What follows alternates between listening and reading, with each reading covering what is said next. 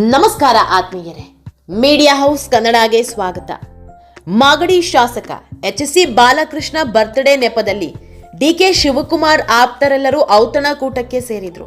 ನಾಟಿ ಕೋಳಿ ಬಿರಿಯಾನಿ ತಿಂತ ಟೇಬಲ್ ಟು ಟೇಬಲ್ ಬೇರೆ ಬೇರೆ ವಿಚಾರಗಳು ಚರ್ಚೆಯಾಗಿದೆ. ಡಿಕೆ ಶಿವಕುಮಾರ್ಗೆ ಇದೇ ಅವಧಿಯಲ್ಲೇ ಸಿಎಂ ಸ್ಥಾನ ಸಿಗಬೇಕು ಅನ್ನೋದು ಎಲ್ಲರ ಅಜೆಂಡಾ ಆಗಿತ್ತು. ಬಾಲಕೃಷ್ಣ ಬರ್ತ್ಡೇ ಪಾರ್ಟಿಯಲ್ಲಿ ಇಬ್ಬರು ಸಚಿವರು, ಸರಿಸುಮಾರು 15 ಶಾಸಕರು, ಇಬ್ಬರು ಎಂಎಲ್ಸಿಗಳು ಭಾಗಿಯಾಗಿದ್ರು.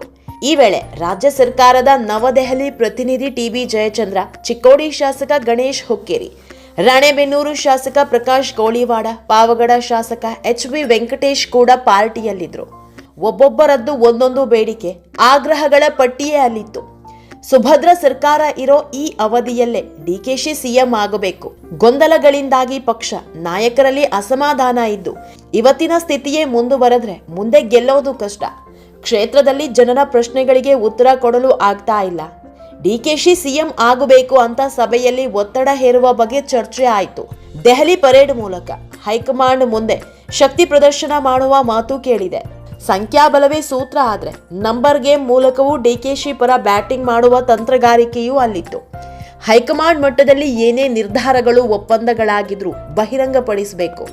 ಗೊಂದಲಕ್ಕೆ ತೆರೆ ಎಳೆಯಲು ಹೈಕಮಾಂಡ್ ಮುಂದಾಗಬೇಕು. ಹಾಗೆ ಹೊಸದಾಗಿ ಆಯ್ಕೆಯಾಗಿರುವ ಶಾಸಕರನ್ನು ಮಂತ್ರಿ ಮಾಡಬೇಕು ಅನ್ನೋದು ಎಲ್ಲಾ ಶಾಸಕರ ಮಾತು ಹಾಗೂ ಬೇಡಿಕೆಯಾಗಿತ್ತು. ಆಪ್ತ ಶಾಸಕರುಗಳೆಲ್ಲ ಹೇಳ್ತಿರುವಾಗಲೇ ಅಲ್ಲಿ ಯಾವ ಶಕ್ತಿ ಪ್ರದರ್ಶನವೂ ಆಗಿಲ್ಲ. ವೈಯಕ್ತಿಕ ಭೇಟಿ ಅಷ್ಟೇ ಅಂದ್ರು ಡಿಕೆಶಿ. ಎಲ್ರೂ ಹೊಸಬರಲ್ವಾ, ಹಾಗಾಗಿ ಮಂತ್ರಿ ಆಗಬೇಕು ಅನ್ನೋ ಆಸೆಯಿಂದ ಸಭೆ ಮಾಡಿದ್ದಾರೆ. ನನ್ನ ಪರವಾಗಿ ಯಾರು ದೆಹಲಿಗೆ ಹೋಗಿ ಮಾತಾಡೋದು ಬೇಡ ಅನ್ನೋ ಕಿವಿಮಾತು ಹೇಳಿದ್ದಾರೆ. ಇನ್ನು ಡಿಸಿಎಂ ಆಪ್ತ ಬಾಲಕೃಷ್ಣ ಪಾರ್ಟಿಯಲ್ಲಿ ಮೈಸೂರು ಶಾಸಕರು ಭಾಗಿಯಾಗಿದ್ರು. ಚಾಮರಾಜನಗರ ಕ್ಷೇತ್ರದ ಶಾಸಕ ಹರೀಶ್ ಗೌಡ ಭಾಗಿಯಾಗಿದ್ರಿಂದ ಸಹಜವಾಗಿ ಕುತೂಹಲ ಹೆಚ್ಚಿತ್ತು. ಇತ್ತೀಚೆಗಷ್ಟೇ ಸಿಎಂ ಪರವಾಗಿ ಬ್ಯಾಟ್ ಬೀಸಿದ್ದ ಹರೀಶ್ ಗೌಡ ತನ್ವೀರ್ ಸೇಠ್ ಮನೆಯಲ್ಲಿ ಸಭೆ ಮಾಡಿ ಸರ್ಕಾರದ ವಿರುದ್ಧ ಹರಿಹಾಯ್ದಿದ್ರು.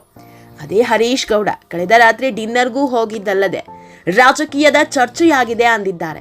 ಹೀಗೆ ಕಾಂಗ್ರೆಸ್ನಲ್ಲಿ ದಿನಕ್ಕೊಂದು ಹಾಡು, ದಿನಕ್ಕೊಂದು ರಾಗ ಎಂಬಂತೆ ಉಪಹಾರದಿಂದ ಡಿನ್ನರ್ ವರೆಗೂ ನಾನಾ ಪಾರ್ಟಿಗಳು ಮತ್ತು ಅದರ ಸುತ್ತ ನಾನಾ ರೀತಿಯ ರಾಜಕೀಯ ಚರ್ಚೆ ಜೋರಾಗ್ತಾ ಇದೆ.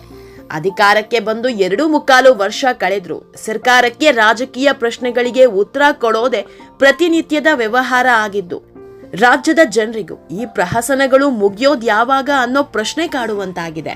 ಆತ್ಮೀಯರೇ, ಈ ವಿಡಿಯೋ ನಿಮಗೆ ಇಷ್ಟವಾದಲ್ಲಿ ಲೈಕ್ ಮಾಡಿ, ಶೇರ್ ಮಾಡಿ, ಕಾಮೆಂಟ್ ಮಾಡಿ. ಇನ್ನೂ ನಮ್ಮ ಚಾನೆಲ್ನ ಸಬ್ಸ್ಕ್ರೈಬ್ ಮಾಡಿಲ್ಲ ಅಂದರೆ ಮಿಸ್ ಮಾಡಬೇಡಿ, ಈಗಲೇ ಸಬ್ಸ್ಕ್ರೈಬ್ ಮಾಡಿ.